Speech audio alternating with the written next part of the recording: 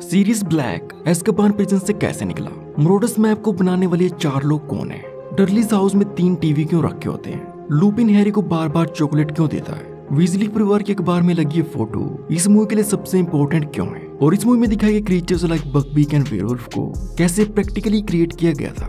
40 facts and details about Harry Potter and the prisoner of Azkaban, जो कि शायद तुम्हें पता हो। लाइक मूवी के एंड में टाइम एक इंपॉर्टेंट रोल प्ले करता है और मूवी के शुरू से लेकर एंड तक बार बार हमें क्लॉक्स दिखाई गई हैं। पहले तो डर्ली हाउस में एक यहाँ पे और दूसरी यहाँ पे, और उसके बाद हॉगवर्ट्स में भी 2 डिफरेंट क्लॉक्स दिखाई जाती हैं। फर्स्ट ये और दूसरी ये बिग क्लॉक, जिन्हें मूवी में बार बार दिखाया गया है। इनके अलावा इस मूवी के दौरान हॉगवर्ट्स में गुजरे 1 साल को हमें वॉपिंग विलो के जरिए भी दिखाया जाता है, क्योंकि जब फर्स्ट टाइम वॉपिंग विलो को दिखाते हैं तो वो बिल्कुल हरा भरा होता है। देन पतझड़ के मौसम में उसके पत्ते झड़ जाते हैं, उसके बाद सर्दियों के मौसम में बर्फ, एंड देन उस पर फिर से हरे पत्ते दिखाए जाते हैं, और एंड में फाइनली बिल्कुल वैसा ही दिखने लगता है जैसा मूवी की शुरुआत में था। जिससे ये पता चलता है कि हॉगवर्ट्स में 1 साल कंप्लीट हो चुका है, और ये बहुत ही कमाल की विजुअल डिटेल है।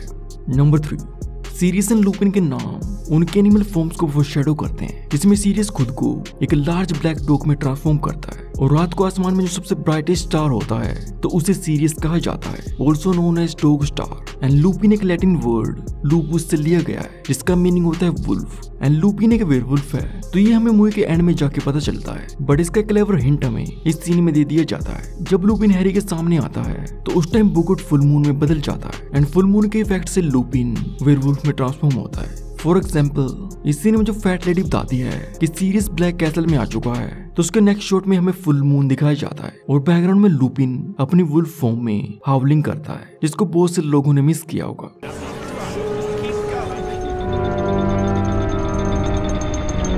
नंबर 6, मरोडस मैप को 4 लोगों ने मिलकर बनाया होता है, मूनी, पैटफुट, प्रॉन्ग्स एंड वर्मटेल। और बुक में बहुत इंपॉर्टेंट इन्फॉर्मेशन है जिसे मूवी में एक्सप्लेन नहीं किया गया, क्योंकि ये चारों होते हैं James Potter, Sirius Black, Peter Pettigrew and Lupin. Lupin एक वेयरवुल्फ होता है, means Moony. Sirius Black is Padfoot the dog, James was Prongs the stag, and Peter is Wormtail the rat. तो इसलिए जब हैरी लुपिन को बताता है कि उसने में पीटर पेटिग्रू को देखा तो उसे एकदम से झटका सा लगता है। एंड सेम सीरियस भी इस सीन में कहता है कि मैं अब कभी भी झूठ नहीं बोलता। Pettigrew's dead.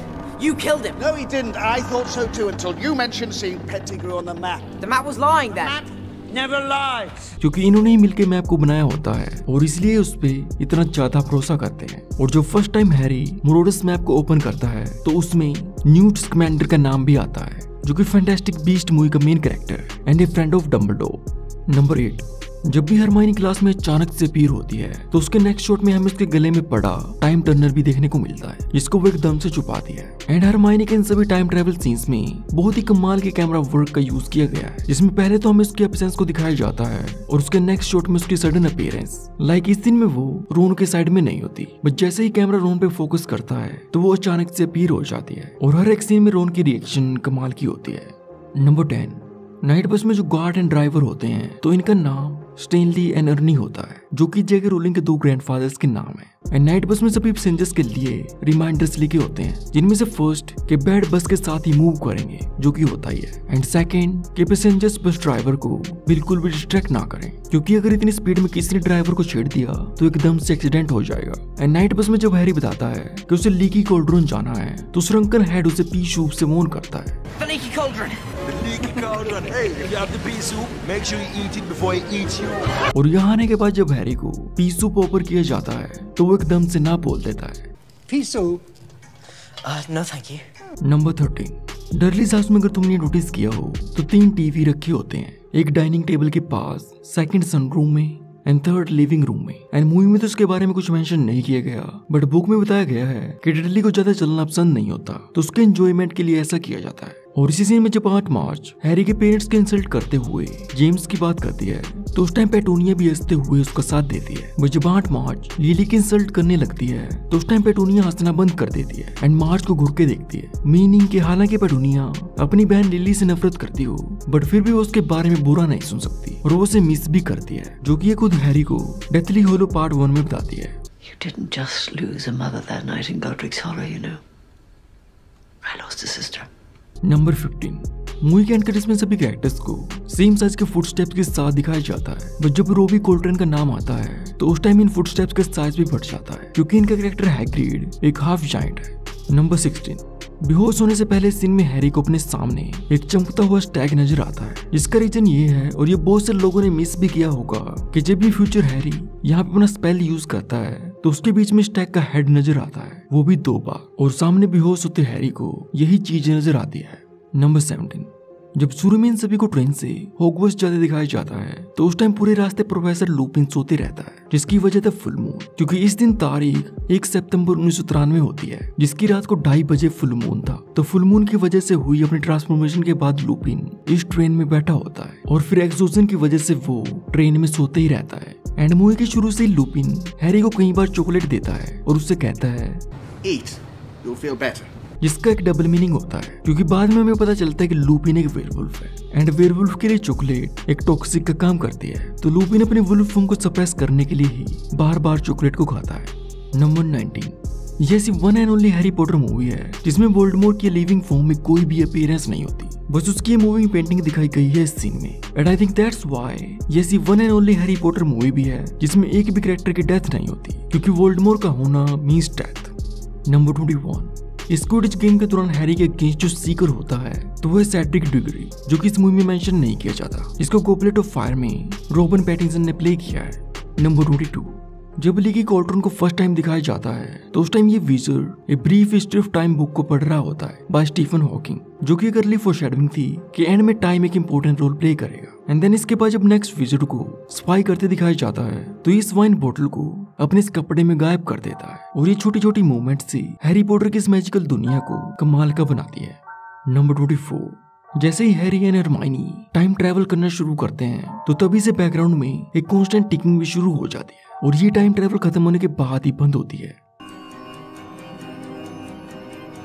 And time travel करने के बाद हरमाइनी एंड हैरी जहाँ पे छुप के अपने पास्ट सेल्फ्स को देखते हैं तो इनका यहाँ पे छुपना और इस टाइम ट्रैवल को हमें इससे पहले एक्चुअल सीन में ही दिखा दिया गया था, क्योंकि इस सीन में अगर तुम नोटिस करोगे तो यहाँ पे हरमाइनी का हाथ देखने को मिलता है एक्चुअल टाइम ट्रैवल से पहले, और ये मुझे इस मूवी की one of the best detail लगी है। नंबर 26, इस सीन में हैरी के बेहोश होने के बाद उसे सीधा हॉस्पिटल में दिखाया जाता है, जहाँ पे हरमाइनी के हाथ पे पट्टी बंधी होती है, और वहीं पे रोन भी अपनी टांग को लेके बेड पे पड़ा होता है। और ये तीनों यहाँ पे कैसे पहुंचे और ये सब कुछ हमें इस टाइम रिवर्सल के दौरान देखने को मिलता है, जिसे बहुत से लोगों ने मिस किया होगा। जिसमें सबसे पहले हमें देखने को मिलता है कि रोन को हॉस्पिटल में लाया जाता है और उसे डंबलडोर भी मिलने के लिए आता है, और बाद में एक नर्स को हरमाइनी के हाथ पे पट्टी करते दिखाया जाता है। नंबर 27, यहाँ रोन जब न्यूज़पेपर में अपनी फैमिली फोटो दिखाता है तो बैकग्राउंड में चार्ली वीजली भी होता है, सेकंड ओल्डेस्ट सन ऑफ वीजलीज, और ये चार्ली के वन एंड ओनली अपीयरेंस है हैरी पॉटर मूवीज में। एंड वीजली परिवार के इस फोटो की वजह से सीरियस ब्लैक एज़्काबान प्रिजन से भागता है, क्योंकि मूवी में पता नहीं चलता कि सीरियस एज़्काबान से कैसे और क्यों निकला। वेल बुक में इसका one of the main reason होता है वीजली फैमिली के न्यूज़पेपर में लगी ये फोटो, क्योंकि एज़्काबान प्रिजन में सीरियस कॉर्नेलियस फज से क्रॉसवर्ड पजल को सोल्व करने के लिए न्यूज़पेपर को मांगता है, जिसपे वो देखता है वीजली फैमिली की फोटो, और इसमें वो पीटर पेटिग्रू को उसकी रैट फॉर्म में पहचान लेता है, जिसे वो अब तक मरा हुआ समझ रहा था। और उसके बाद ही जेम्स ने लिली की डेथ का रिवेंज लेने के लिए सीरियस एज़्काबान से अपनी डॉग फॉर्म में भागता है, जिसके बारे में डेमेंटर्स को भी पता नहीं होता। नंबर 29, इस सीन में हैरी पीटर पेटिग्रू को मैप में तो देखता है बट उसे वो अपने सामने नहीं दिखता, और अगर इस सीन में तुम नोटिस करोगे तो बैकग्राउंड में रैट के चलने की आवाज सुनाई देती है।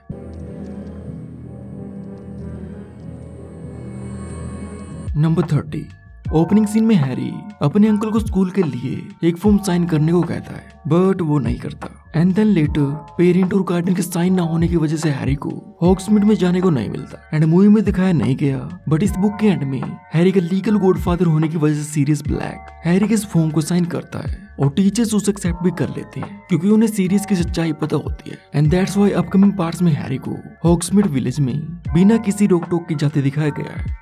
नंबर 31, इस मूवी की एंडिंग एक्चुअल में फर्स्ट मूवी के इस ओपनिंग सीन का रिवर्स था, क्योंकि इस ओपनिंग सीन में हैग्रिड जिस फ्लाइंग मोटरसाइकिल पे आता है तो उसने सीरियस से ली होती है, जो कि बुक्स में रिवील किया गया है बट मूवी में नहीं। तो इसका बिल्कुल उल्टा सीरियस इस सीन में हैग्रिड के पेट बकविक को लेके उठ जाता है। नंबर 32, इस सीन में रोन हैरी के बारे में प्रेडिक्ट करते हुए कहता है You're gonna suffer, but you're gonna be happy about it. तो ये आगे मूवी में जाके सच भी होता है, क्योंकि हैरी ये जान के बहुत ही दुखी होता है कि उसके गॉडफादर सीरियस ब्लैक ने उसके पेरेंट्स को मारा है, और फिर बाद में उसे खुशी मिलती है कि सीरियस ने ऐसा नहीं किया। एंड ऑल्सो हैरी को इस बात की खुशी होती है कि वो डर्लीज को छोड़ के सीरियस के साथ भी रह सकता है, बट वो उसके साथ नहीं जा सकता। उसे इस बात का दुख भी होता है। A very fine detail. Number 33। इस सीन में डम्बलडोर एग्जीक्यूशनर को साइन करते हुए कहता है कि उसका नाम बहुत ही बड़ा है, Your name only. It's a very long name. जो कि बाद में हमें ऑर्डर ऑफ द फिनिक्स में जानने को मिलता है। Albus Percival Wulfric Brian Dumbledore. जो कि वाकई में बहुत ही बड़ा है। नंबर 34। इस मूवी में तीनों ही मेन कैरेक्टर्स की पर्सनैलिटीज को डिफाइन करने के लिए सिर्फ 3 डिफरेंट कलर स्कीम के साथ इनकी आउटफिट्स दिखाई गई हैं, जिसमें हैरी के clothes grey, white and black colour के होते हैं, रॉन के clothes brown, orange and red, and Hermione के clothes blue, pink and beige colour के होते हैं। एंड फर्स्ट 2 मूवीज के मुकाबले इस थर्ड मूवी में कैरेक्टर्स को मोस्टली कैजुअल क्लोथ्स में दिखाया गया है, और इन सब की यूनिफॉर्म्स भी सही तरीके से सेटअप नहीं होती, क्योंकि डायरेक्टर अल्फोंसो ने फिल्मिंग के टाइम इन सभी बच्चों को अपनी यूनिफॉर्म्स खुद ही पहनने को कहा था अपने स्टाइल में, जिसका डिफरेंस तुम प्रीवियस मूवीज के मुकाबले देख ही सकते हो। नंबर 36। ओरिजिनल डायरेक्टर अल्फोंसो क्वारन इस मूवी में डेमेंटस को प्रैक्टिकल पपेट्री की मदद से दिखाना चाहते थे। इसके लिए इन्होंने कई डिफरेंट मेथड्स के जरिए डेमेंटस को प्रैक्टिकली क्रिएट करने की कोशिश की थी, बट हर एक सीन में पपेट की मदद से ऐसा करना एक इम्पॉसिबल टास्क था, एंड दैट्स व्हाई डेमेंटस को सीजीआई से क्रिएट किया गया है, जिसमें वीएफएक्स टीम को 6 महीने लगे थे। नंबर 37। इस मूवी के लिए बकबीक का एक फुल एनिमेट्रॉनिक क्रीचर तैयार किया गया था, जो कि बिल्कुल असली जैसा था, जिसे क्रिएट करने में 4.5 महीने लगे थे, जिसमें इसके एक एक फैदर को अलग से तैयार और कलर करके उन्हें इस एनिमेट्रॉनिक पे लगाया गया था, जिसे बाद में ऑन लोकेशन शूटिंग में यूज किया गया है। It could move, it just looked alive. You've just never seen anything like it. And difficult scenes like Buckbeak का उड़ना, तो वैसे सीन्स में इसे फुल सीजीआई से क्रिएट किया गया है। सिमिलरली लूपिन के वेयरवुल्फ फॉर्म को दिखाने के लिए भी एक फुल बॉडी सूट तैयार किया गया था, जिसे एक रियल पर्सन ने पहन के ऑन सेट एक्टर्स के सामने परफॉर्म किया था। एंड लूपिन के वेयरवुल्फ में जो ये स्टार्टिंग ट्रांसफॉर्मेशन दिखाई जाती है, तो इसे प्रैक्टिकली मेकअप के जरिए किया गया है, जिसके लिए इस एक्टर को 6 घंटे के लॉन्ग मेकअप प्रोसेस से गुजरना पड़ा था। एंड देन बाकी की ट्रांसफॉर्मेशन डिजिटली की गई है। नंबर 39। वॉम्पिंग विलो के अंदर हमें जो हाउस देखने को मिलता है, तो ये भी वॉम्पिंग विलो के साथ ही हिलते डुलते रहता है। एंड मूवी के लिए इस हाउस को प्रैक्टिकली तैयार किया गया था, जिसे मशीन्स की मदद से फिल्मिंग के टाइम ऐसे हिलाया डुलाया गया था जैसे कि ये इस पेड़ के अंदर ही बना, to make it more realistic. Number 40। Movie में जो कमाल की नाइट बस देखने को मिली है, तो इसे भी इस मूवी के लिए प्रैक्टिकली तैयार किया गया था, जिसके लिए एक बस को बीच में से काट के उसके मिडिल में इस एक्स्ट्रा पार्ट को ऐड किया गया है। नाइट बस के सभी एक्सटीरियर शॉट्स लंदन की रियल लोकेशंस पे शूट किए गए हैं, तो दूसरी तरफ बस के इंटीरियर शॉट्स एक डिफरेंट सेट पे ग्रीन स्क्रीन के सामने परफॉर्म किए गए थे। नंबर 42। ये ऐसी ओनली हैरी पॉटर मूवी है जिसमें सबसे ज्यादा रियल एनिमल स्पीसीज दिखाई गई हैं। लाइक हैग्रिड के घर के बाहर जो कौवे होते हैं, तो ये बिल्कुल रियल है। देन उसके घर के अंदर जो बैट्स दिखाई देते हैं, तो ये भी रियल है। और इनके अलावा दिखाए गए रैट, कैट, डॉग, आवल एंड काऊ, तो ये भी रियल एनिमल्स थे। नंबर 43। मूवी में हैरी अपने मैजिक से जब 8 मार्च को ऐसे गुब्बारे की तरह फुला देता है, तो इसे बिना किसी सीजीआई के सिर्फ प्रोस्थेटिक की मदद से किया गया था, जो कि बहुत ही कमाल है, जिसमें इस कॉस्ट्यूम की चौड़ाई 4 फुट से भी ज्यादा थी और इसका पूरा वेट 23 किलोग्राम था, जिसको टोटल 38 ट्वीड सूट्स को मिला के बनाया गया था। और आगे बाकी हैरी पॉटर मूवीज के फैक्ट्स एंड डिटेल्स भी चैनल पे आने वाले हैं, तो सब्सक्राइब जरूर कर लेना।